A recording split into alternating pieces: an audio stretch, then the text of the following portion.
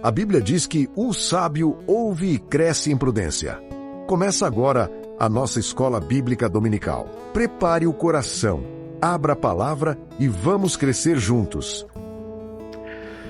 Olá, servos de Deus! Bem-vindos ao nosso ambiente de estudo online.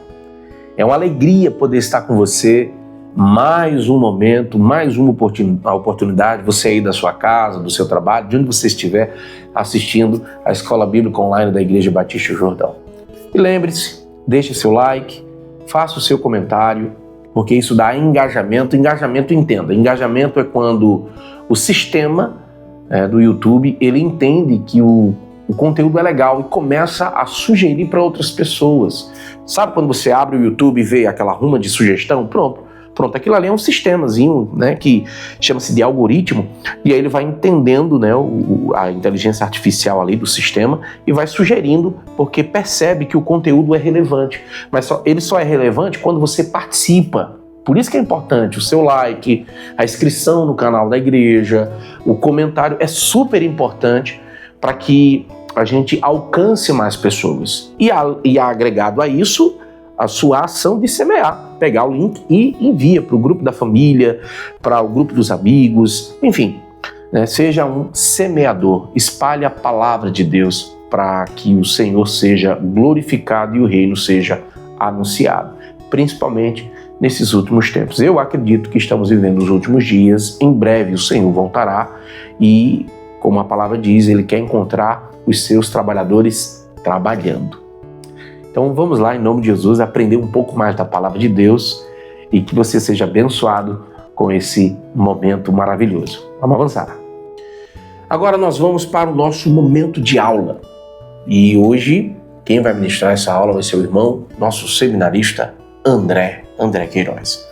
E aí eu quero lembrá-los, né, que você pegue sua Bíblia, coloca pertinho, pega seu caderninho de anotações e faz aí as suas observações. Lembrando que nós teremos um momento para tirar dúvidas, então vai anotando, desde as aulas que você já assistiu, coloca tudo no caderninho, que a gente vai ter um momento para juntos, né, tirarmos essas dúvidas em uma aula onde você vai poder interagir com a gente, tá?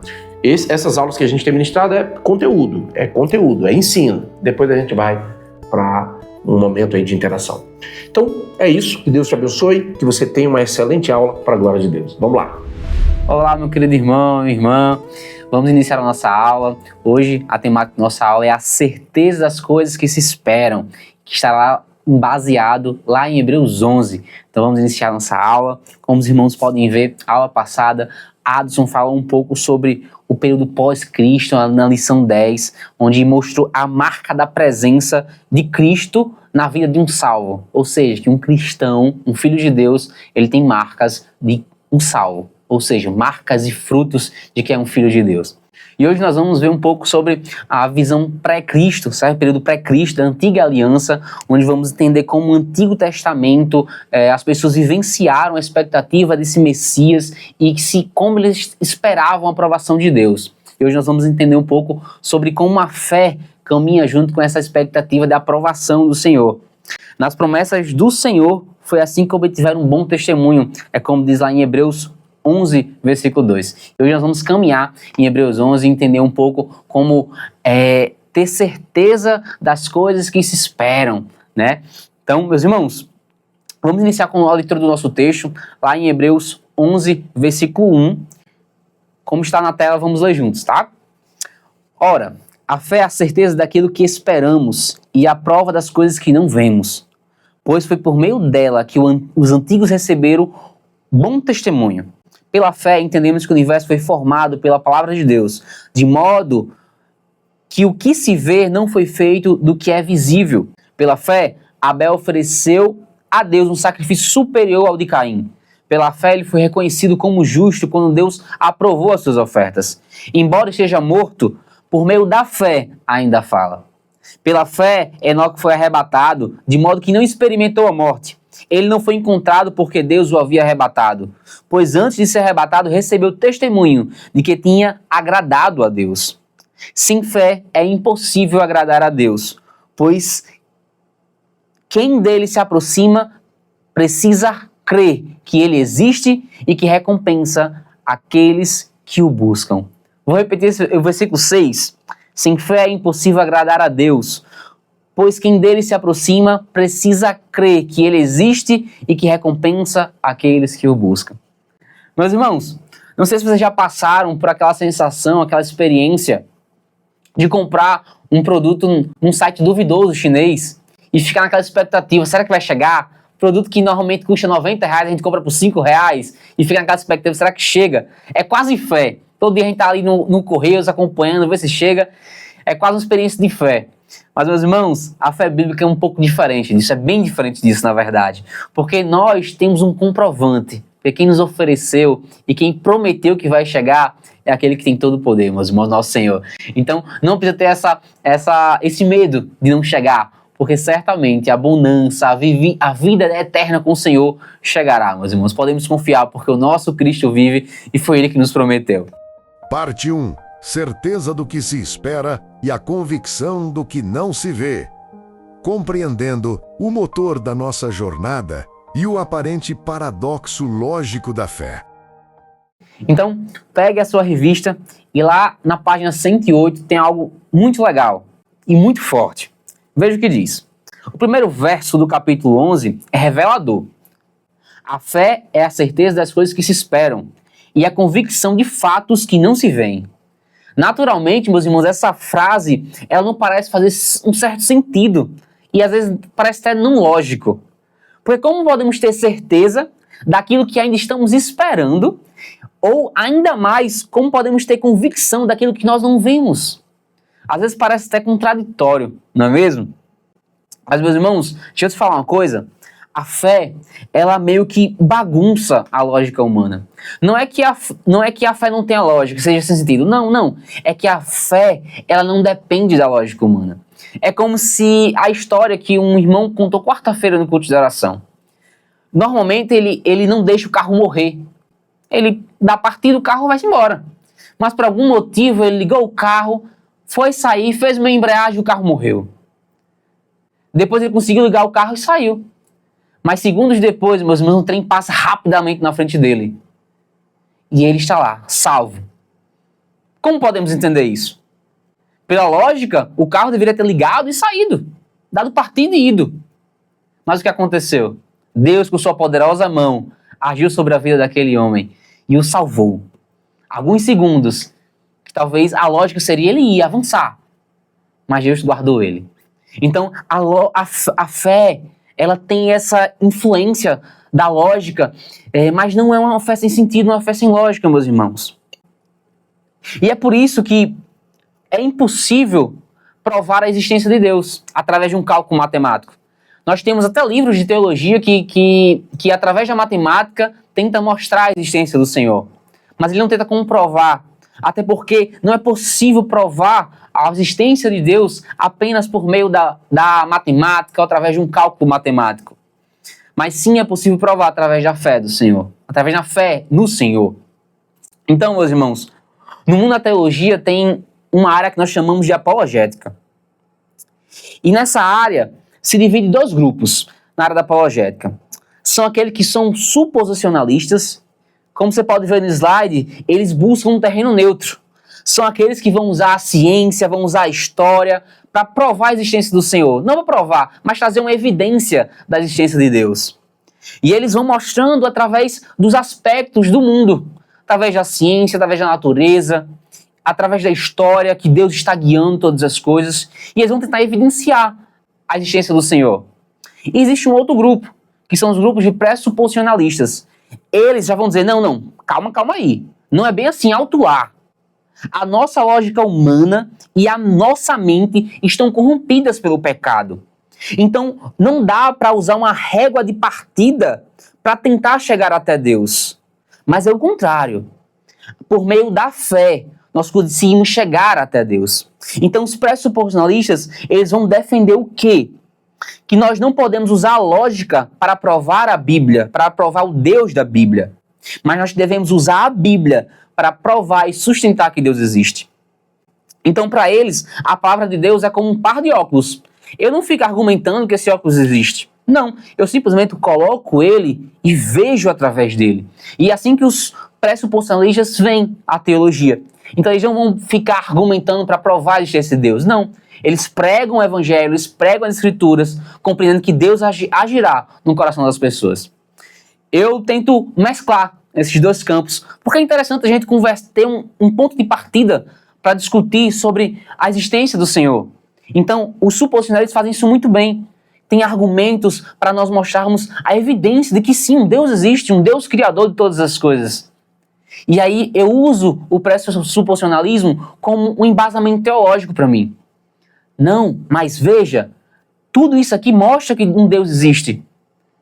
Mas para você vivenciar Deus, é preciso o próprio Deus fazer você ser conhecido para Ele e se mostrar para você, se revelar para você. Então, nós podemos balancear, esses grupos às vezes ficam brigando um com o outro, mas besteira, nós podemos trabalhar tudo junto e fazer o nome do Senhor ir mais longe através da teologia e através da união destes dois grupos. Então a nossa lição de hoje, de Hebreus, ele vai vestir esse óculos, que a confissão de fé começa com a total crença e deposição de fé naquele que criou todas as coisas, naquele que criou o universo a partir do nada. Não adianta querermos explicar, talvez, meus irmãos, a abertura do Mar Vermelho. E aí eu estou com os pressuposicionalistas. Não adianta buscar argumentos e dizer, foi um grande vento forte que veio e fez o mar se abrir. Mas, meus irmãos, a Bíblia simplesmente diz que Deus deu autoridade para quando Moisés estivesse se aproximando do Mar Vermelho, o mar se abrisse. Como se abriu, eu não sei. Mas eu sei que o mar se abriu para que o povo de Deus passasse sobre ele. Deus fez o mar se abrir para cuidar e livrar o seu povo de homens maus, meus irmãos. E ele faz a mesma coisa nos dias de hoje. Ele faz a mesma coisa. Ele faz um carro não pegar para livrar um servo seu de um acidente, meus irmãos. Então vejam só. Se a gente só acreditasse no que nós vemos, metade de nós não acreditaríamos no próprio saldo bancário no final do mês. Porque, meu irmão, Deus multiplica, viu? Graças a Deus, não é verdade? Mas brincadeiras à parte, guardem isso, meu irmão. Sem fé é impossível agradar a Deus. E foi por meio dessa fé invisível e não pelas práticas de obras ou ritos cerimoniais que os antigos alcançaram um bom testemunho diante de Deus. A carta dos Hebreus, ele mostra uma grande cartilha de heróis. Heróis esses como Noé, Abraão, Moisés, entre outros, que estão no mural dos heróis da fé. Heróis como Abel, como Noé, como Abraão, como Moisés, homens que foram referência.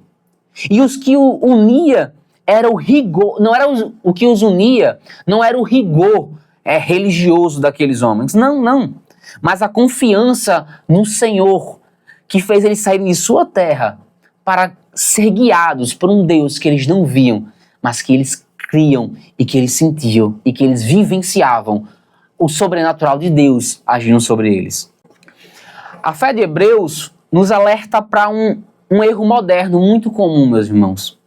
Achar que ter fé é sinônimo de sucesso, de felicidade. Mas, meus irmãos, o texto nos mostra exatamente o oposto. O texto de Hebreus mostra o oposto. Porque a maioria dos heróis aqui citados na carta dos Hebreus, eles não viveram como grandes reis, ricos, poderosos. Não. A maioria dos heróis citados, eles viveram e morreram em enormes dificuldades. Abraão, por exemplo, ele abriu mão de toda a sua estabilidade na sua terra para peregrinar em uma terra que ele não conhecia, em uma terra estrangeira. Ele chegou a ser provado tendo que sacrificar o seu próprio filho. E o êxito da fé, meu irmão, não é medido pelo conforto humano, mas pela obediência às promessas. Abraão, ele não teve um conforto humano aqui, mas ele confiou nas promessas do Senhor. E por isso ele é conhecido como um herói na fé. Meus irmãos, o chamado à perseverança, muitas vezes, nós cantamos e declaramos que vivemos pela fé. Mas muitas das vezes desanimamos e esfriamos quando acontece o primeiro sinal de luta em nossas vidas, o desafio. Então, meu irmão, não desanime. Mantenha firme. Viver pela fé é uma decisão diária que precisamos ter todos os dias. Mas não se preocupe, meu irmão. Segue firme. Deus é fiel. Deus é por nós. E se Deus é por nós, quem será contra nós? Parte 2. Deus não se envergonha deles. A distinção entre cidadãos temporários e peregrinos da eternidade. Nesse segundo ponto da revista, nós vamos ver que Deus não se envergonha dos seus filhos. Deus não se envergonha deles. E nós vamos ver que há uma distinção entre os cidadãos temporários e os peregrinos da eternidade. Como vocês podem ver no slide, nós vamos ver estrangeiros e peregrinos em Hebreus 11, no versículo 13. Na primeira parte do slide, nós podemos ver uma tenda. Morada essa que era terrena, meus irmãos. Veja o que o texto diz. Morreram na fé sem obter as promessas materiais, mas viram-na de longe e se alegraram. Olha a segunda parte do texto, que está ali sobre pátria superior. Desejavam uma pátria celestial. Por isso, o próprio Deus preparou-lhes uma cidade. Irmão, os heróis da fé não experimentaram o cumprimento das suas promessas, das promessas que até mesmo Deus fez para eles. Lembra de Moisés? Moisés não entrou na Terra Prometida. Mas isso não significa que eles fracassaram. Não. Hebreus 11:13 ele vai justamente destacar que eles morreram na fé, enxergando e se alegrando com as promessas de longe. Moisés viu de longe a Terra Prometida. E eles tinham uma profunda convicção, esses heróis, de que eles eram apenas estrangeiros, peregrinos aqui na Terra, bons peregrinos. A fé deles os orientavam para algo que realmente era definitivo, para uma pátria superior, para uma pátria celestial. E isso impedia que eles se apegassem a glórias pessoais ou às glórias passageiras desse mundo. E veja que há um forte contraste hoje entre a visão de sucesso do mundo e a visão de sucesso em relação à fé. Na mente dos patriarcas, meus irmãos, eles estavam voltados a Deus, voltados ao céu. Os seus valores, eles eram construídos por aquilo que não podia ruir, ou que não podia acabar. No slide eu botei a matriz dos nossos valores, que há um foco temporal no agora, mas pela fé nós vemos a eternidade. Na visão desse mundo, os valores centrais é dinheiro, poder, prazer máximo, mas na fé nós temos expectativa de justiça e promessa celestial.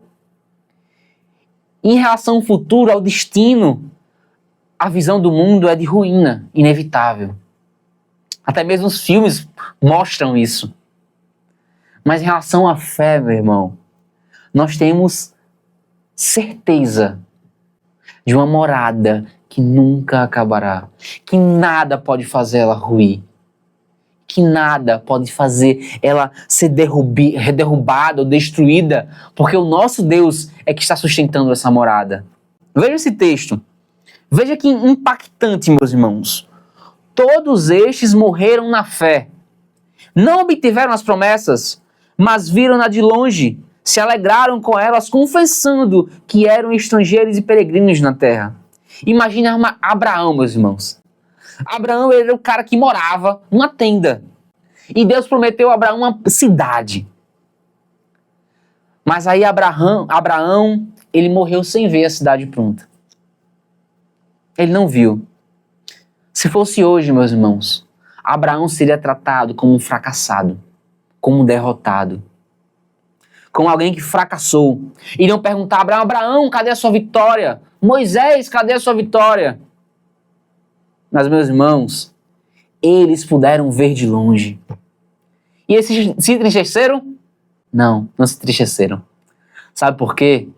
Porque eles sabiam que mesmo essa morada, aqui na terra, da terra prometida, era uma tenda, era passageira, porque eles alcançavam e eles desejavam algo muito superior, algo muito maior, algo muito melhor que essa estabilidade financeira que nós tanto desejamos, algo muito melhor do que uma casa bem estruturada, do que um trabalho que dá um valor financeiro muito bom. Não, eles esperavam algo muito melhor, meus irmãos, que é passar a vida inteira ao lado do nosso Senhor. Eles não queriam um condomínio de luxo, a melhor casa na Terra Prometida. Não, não. Eles queriam a pátria celestial. E possamos ser como esses homens. Talvez nós não venhamos viver nessa terra bonança. Talvez não venhamos viver. Mas há algo muito superior, meus irmãos, reservado a nós nos céus. Há um peso de glória que está sendo criado através do nosso sofrimento, nossa vivência aqui na terra, que nós não podemos comparar o que há de recebermos. Tem algo reservado para você. Tem algo grandioso reservado para você. Não em questão financeira, não. Sabe o que é grandioso, meu irmão? Você será salvo e passará o resto da vida louvando, adorando e vivendo com aquele que criou todas as coisas. E que essa seja a minha expectativa, que essa seja a sua expectativa. Muitas vezes a gente fica chateado com o iFood que demora a chegar, porque atrasa 15 minutos, não é mesmo? Nossa, sou muito chato com isso. Mas Abraão esperou a vida toda, meus irmãos, e morreu na fila de espera. Ele não entrou na Terra Prometida. Ele não desfrutou das bonanças aqui na Terra. Por quê? Mas por quê? Não sei. Essa foi a vontade de Deus. Mas ele morreu feliz. Ele morreu alegre. Sabe por quê?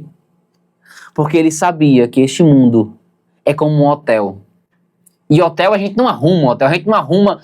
Se a gente for alugar uma casa e for passar 2 meses nela, a gente não vai arrumar e deixar com a nossa cara. Não, porque é passageiro. Os homens, os heróis da fé entenderam que tudo isso que vivemos é passageiro. Tudo isso, meus irmãos. O nosso investimento tem que ser na pátria celestial. Na pátria celestial. Naquilo que nos espera. O nosso investimento não pode ser apenas aqui, mas tem que ser na nossa casa eterna, nos céus. E esse trecho nos confronta com uma reflexão muito profunda. Do que nosso coração está cheio? Do que o seu coração está cheio, meu irmão? Somos constantemente tentados a confundir as bênçãos de Deus com conforto material, status. Porém, a verdadeira bênção, meus irmãos, e que é a aprovação divina, é futuramente ouvir: seja bem-vindo, benditos do meu Pai. Essa é a aprovação divina que podemos repousar e termos a esperança do que está por vir. E o que está por vir não é consumido, mas é eterno. Guarde isso no seu coração, meu irmão. Tenha certeza, tenha convicção daquilo que você espera no Senhor, mesmo sem ver. Creia, confie no Senhor.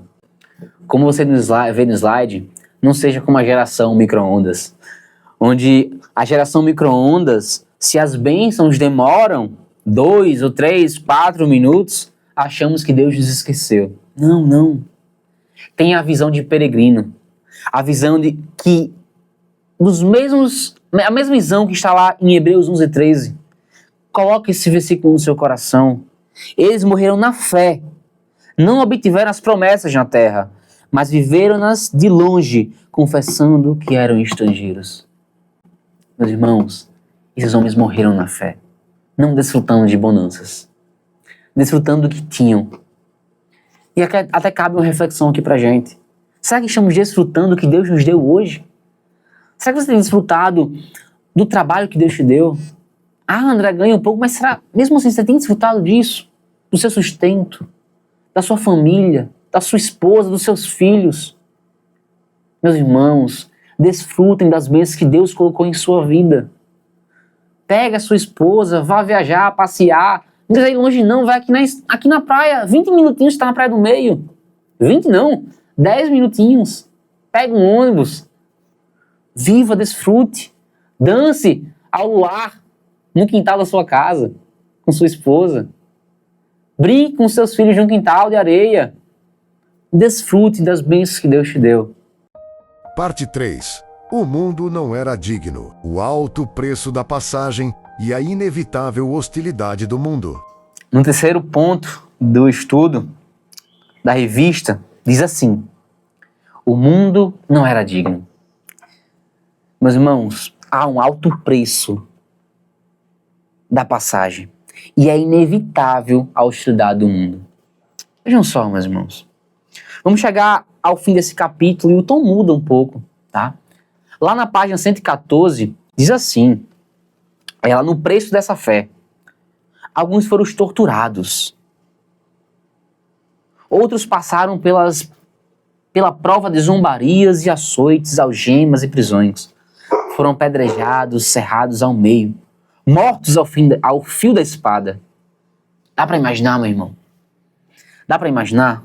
Quando nós pensamos em heróis, pensamos em homens poderosos, né? Os heróis de ficção na internet, da Marvel, da DC, Super-Homem, Batman. Mas quando nós olhamos para os heróis da fé, de Hebreus 11, nós vemos homens comuns. Homens como eu e você. Mulheres comuns. Às vezes a gente acha que ter fé é ter uma vida sem problemas. Assim como os heróis da Marvel. Assim como um super-homem que tem todo o poder e ganha de todo mundo. Não, meus irmãos. O texto bíblico nos diz que esses heróis enfrentaram as piores coisas desse mundo. Eles foram zombados, açoitados, algemados, prisões, apedrejados, mortos ao fio da espada, errantes nesse mundo, sem terra, peregrinos. E aí vem uma frase no texto, em Hebreus 11:38, que é muito impactante. O mundo não era digno deles. Esses homens que sofreram, açoitados, mortos, apedrejados, não eram dignos deles. Esses são os filhos de Deus, meus irmãos. O mundo não são dignos de nós. O mundo não é digno de nós. Isso não nos coloca em posição de superioridade. Não. Pelo contrário. Isso nos coloca em situação de completa dependência do Senhor. Porque se nós não somos dignos é porque Cristo fez algo por nós. Entregou a sua vida e nos limpou de todo o pecado. Às vezes a gente se sente um peixe fora d'água na faculdade, no trabalho, na escola, porque acreditamos na Bíblia. O pessoal às vezes olha para você como se fosse um alienígena, como se fosse uma pessoa de outro mundo. Mas segundo Hebreus 11, meu irmão, se o mundo te achar estranho, você está no caminho certo. Você está no caminho certo. Siga a bússola do peregrino. Foco celestial, meu irmão. Deseja a pátria superior, a vida eterna. Tenha certeza absoluta. Creia naquilo que não se vê. E tenha resiliência ativa. Suporte as hostilidades de um mundo que é inimigo do povo de Deus. A dinâmica da fé não é passiva. É o alinhamento desses 3 pilares que garante que não retrocedamos no nosso compromisso com o Senhor. Que possamos ficar firme nesses 3 pilares. Foco celestial, certeza absoluta naquilo que nós não vemos e resiliência diante das hostilidades do mundo, meu irmão. Sabe por quê? Porque o mundo não é digno de nós. Não é. O legado da fé que você pode deixar para as pessoas não é porque teve muitos bens, muito dinheiro, não. Mas o legado que você pode deixar nas pessoas e nas gerações futuras é o legado que os heróis da fé deixaram para a gente. Homens piedosos que viveram a vida devota ao Senhor, que deram suas vidas, seu suor, seu investimento financeiro, o seu fôlego de vida para o Senhor. Não viram as promessas se cumprindo aqui, mas se alegraram com as bênçãos futuras que o povo de Deus iria receber na terra prometida. E fixaram seus olhares no futuro, entendendo que essa bênção terrena era passageira, porque eles eram peregrinos aqui na terra. Que tenhamos esses homens como referências, lembrando que a fé não é um sentimento, é uma decisão. E ao olhar pelos óculos da fé, nós podemos ver Deus. Então, meu irmão, nunca tire esse óculos da fé. Continue crendo no Senhor, sabendo que Ele tem cuidado de nós, Ele tem cuidado de você. Fique com Deus, meu irmão. Tenha um ótimo domingo. Que aula abençoada, hein? Deus seja louvado por isso. Quero informá-lo que aqui na descrição do vídeo tem um link que vai te dar acesso ao material. Vai lá, clica, baixa, leia, estude, faça suas anotações. material produzido pela Convenção Batista Fluminense, material muito bom e certamente você vai ser abençoado. Se você não conhece a nossa igreja, nós estamos aqui em Natal, Rio Grande do Norte, Zona Norte, nas proximidades do Carrefour. Se você der uma busca rapidinha aí no Google, você vai achar a Igreja Batista Jordão, a localização, e venha estar com a gente aqui, venha ser igreja com a gente. Esse é um momento muito legal, a gente vai ficar muito feliz se você puder vir. Os cultos públicos são na quarta-feira, às 19h30 e domingo às 18 horas. Venha, vai ser muito legal ter você aqui. E se você vier e disser assim, pastor, eu vim porque eu assisti aula na internet, achei legal, a gente vai ficar muito feliz e vai entender que esse trabalho está alcançando vidas para a glória do Senhor Jesus Cristo. Que Deus te abençoe e fica aí que eu quero orar por você. Vamos lá? Vamos orar? Servos e servas de Deus, vamos orar? Vamos colocar diante de Deus as nossas necessidades, a nossa gratidão para o que você está fazendo, em nome de Jesus, e se conecta comigo, escuta a minha voz, olha para cá, olha para a telinha e vamos orar juntos, porque eu quero pedir bênção de Deus para a tua vida e também agradecer pelas bênçãos já derramadas. Oremos. Soberano Deus, muito obrigado, Pai. Muito obrigado pela oportunidade de estarmos aqui intercedendo. Senhor, o Senhor sabe quem é que está aí, o Senhor sabe quem vai ver, e o Senhor sabe de tudo, Pai. Queremos pedir bênçãos na vida daqueles que estão do outro lado aí da telinha, Pai. Muito obrigado, Deus, por esta oportunidade de colocar diante de Ti as nossas necessidades, como diz a Tua palavra. O Senhor mesmo nos ensinou, peça, insista, pode pedir.